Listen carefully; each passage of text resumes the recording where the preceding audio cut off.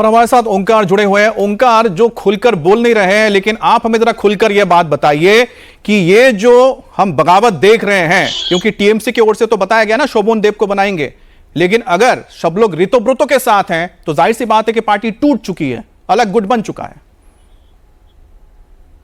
जी देखिए, अलग एक तृणमूल कांग्रेस का गुट बन चुका है। जैसे कि रितोब्रतो बंदोपाध्याय ने पहले ही कह चुका है कि असली तृणमूल अब बनने जा रहा है।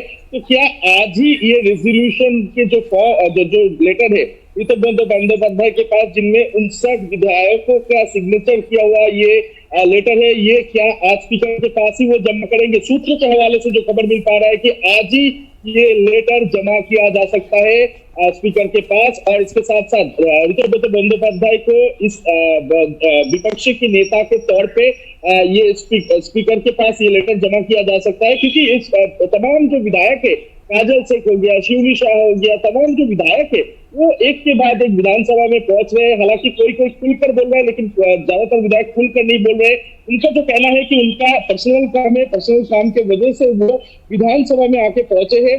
तो जो सूत्रों के हवाले से जो खबर मिल पा रहा है अभी तक कि आज ही स्पीकर के पास रितोब्रतो बंदोपाध्याय पहुंचेंगे और विपक्षी नेता के तौर पे उनके नाम प्रस्ताव किए जाएंगे। और क्या स्पीकर वो लेटर एक्सेप्ट करते हैं कि नहीं, यही देखने वाली बात है। और इससे पहले जो बात है ये कि ममता बनर्जी का जो तृणमूल कांग्रेस था वो आज ही टूटने वाला है, क्योंकि तृणमूल कांग्रेस की तरफ से जनरल सेक्रेटरी अभिषेक बंदोपाध्याय का जो लेटर दिया गया था, उस लेटर को लेकर विवाद छिड़ गया, जिसको फिलहाल सीआईडी की तरफ से जांच किया जा रहा है। क्योंकि उस लेटर में काफी सारे ऐसे विधायक है जिनका सिग्नेचर वो नहीं है, फर्जी सिग्नेचर किया गया है। ऐसे ही आरोप लगातार लगते हुए आ रहे हैं। अब अभिषेक बंदोपाध्याय का जो लेटर है, उस लेटर को जो सीआईडी की तरफ से अभी तो जांच पड़ताल किया जा रहा है, लेकिन आज जैसे कि देखा गया रितोब्रतो बंदोपाध्याय वो खुद पहुंच गए हैं। इसके अलावा निलंबित और एक विधायक है संदीपन साहब, वो भी पहुंचे हुए हैं।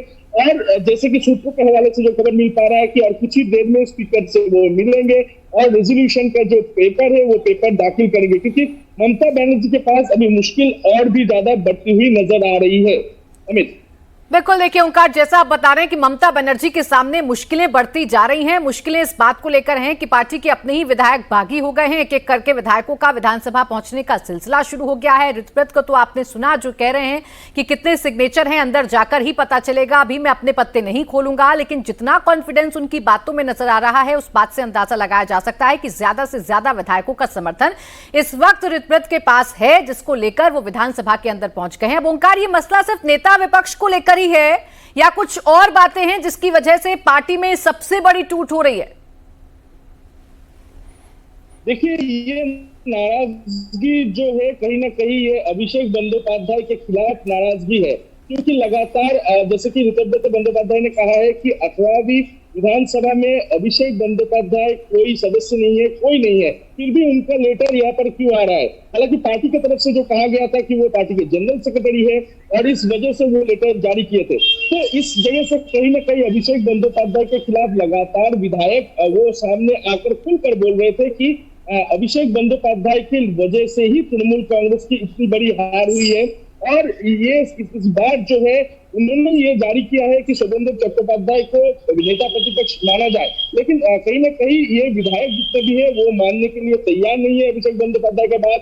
और इसीलिए वो रितोब्रतो बंदोपाध्याय को विपक्ष नेता प्रतिपक्ष के रूप में देखना चाहता है। तो कहीं ना कहीं ये नाराजगी सीधा अभिषेक बंदोपाध्याय के खिलाफ ही नजर आ रहा है। हालांकि ममता बनर्जी भी कुछ दिन पहले फेसबुक में जो कहा कि अभिषेक बंदोपाध्याय को निकाला जाए पार्टी से। अच्छा ओंकार, हम आपके पास आते हैं, लेकिन देखिए अभी जो एक छोटी सी मिनी बस गई है, बताया जा रहा है कि इसके अंदर वो तमाम बागी विधायक मौजूद हैं। कुछ तो अपनी अपनी गाड़ियों से पहुंचे हैं और बाकी एक बस में सवार होकर पहुंचे हैं। और जिस तरह से एमएलए हॉस्टल में एक मीटिंग हुई थी, इसके अलावा एक होटल में भी मीटिंग हुई थी जिसमें रितोब्रतो और साथ ही साथ उनके संदीपन थे। तो रितोब्रतो और साथ ही संदीपन लगातार ये जो एमएलए है इनके साथ संपर्क में थे, मीटिंग हो रही थी। और आज आखिरकार वो वक्त आ गया है जब वो अपना दावा पेश करने जा रहे हैं। एक बार फिर से अगर वो ग्राफिक्स हम दिखा पाए जिससे आप समझ पाएंगे कि 80 अगर टीएमसी के विधायक हैं तो उसमें से करीब 54 विधायकों की जरूरत होती है अलग पार्टी बनाने के लिए। तो आपके ऊपर दल विरोधी कानून लागू नहीं होता है, तो इनके पास तो 59 विधायकों के सिग्नेचर हैं। तो ऐसे में जाहिर सी बात है कि ममता बनर्जी के लिए जो टेंशन है वो कितना ज्यादा है। और कल जब वो मोर्चा लेके निकली थी अभिषेक बैनर्जी पर जो हमला हुआ था उसके विरोध में, तभी उनके बयान से जाहिर हो गया था कि क्या होने जा रहा है, क्योंकि सिर्फ और सिर्फ 8 विधायक पहुंचे थे और वो लोग थे जो ममता बनर्जी के साथ लंबे वक्त से हैं। और यहां पर जो एक युवा चेहरा है, बहुत ज्यादा इनकी उम्र नहीं है, हम जैसे ऋतुब्रतो की बात कर रहे हैं, और ऋतुब्रतो जैसा, ये देखिए यही वो गाड़ी है, यही वो बस है जिसमें तमाम विधायक बैठे, और सबसे बड़ी बात है कि इसमें कई सारे मुस्लिम विधायक भी है। प्राची, और देखिए दिलचस्प तस्वीर है, पश्चिम बंगाल में शायद ममता बनर्जी ने भी सोचा नहीं होगा कि हार का सामना तो उनको करना ही पड़ेगा, पार्टी भी टूट जाएगी। किसी भी पार्टी को तोड़ने के लिए 2/3 मेजोरिटी होने का जो आंकड़ा है वो होना चाहिए, और इस वक्त ऋतुव्रत के पास वो आंकड़ा नजर आ रहा है। अगर 59 विधायकों के सिग्नेचर उनके पास है, अगर 59 विधायकों का समर्थन उनके पास है, तो समझा जा सकता है कि टीएमसी पार्टी में सबसे बड़ी टूट हो रही है, और इस टूट को रोकने में ममता बनर्जी अभी फिलहाल नाकामयाब साबित हो रही हैं, क्योंकि अब विधानसभा से ओंकार जो तस्वीरें आ रही हैं, उन तस्वीरों को देखकर तो साफ साफ कहा जा सकता है कि ममता बनर्जी बैकफुट पर हैं और उनकी पार्टी सत्ता से बेदखल होने के बाद अब टूट भी रही है। ममता बनर्जी के पास मुश्किल जो है और भी काफी बढ़ रहा है, क्योंकि एक के बाद एक अगर सभी देखा जाए, जैसे कि कल ममता बनर्जी ने विरोध प्रदर्शन के लिए वाई चैनल पहुंचे, उस जगह पे मुश्किल से 5 से 6 विधायक ही उनके साथ थे, 4 से 5 सांसद उनके साथ थे, यानी कि ममता बनर्जी के साथ इस वक्त विधायक काफी नहीं है। और ये तो एक बार फिर से हम जरा ओंकार तस्वीरें दिखा दें। तस्वीरें आप देख रहे हैं, ये देखिए, ये जो बस है ये असेंबली की बस है, यानी कि जो एमएलए हॉस्टल है उसमें जो विधायक रहते हैं तो उनको लेकर ये विधानसभा लेकर आते हैं।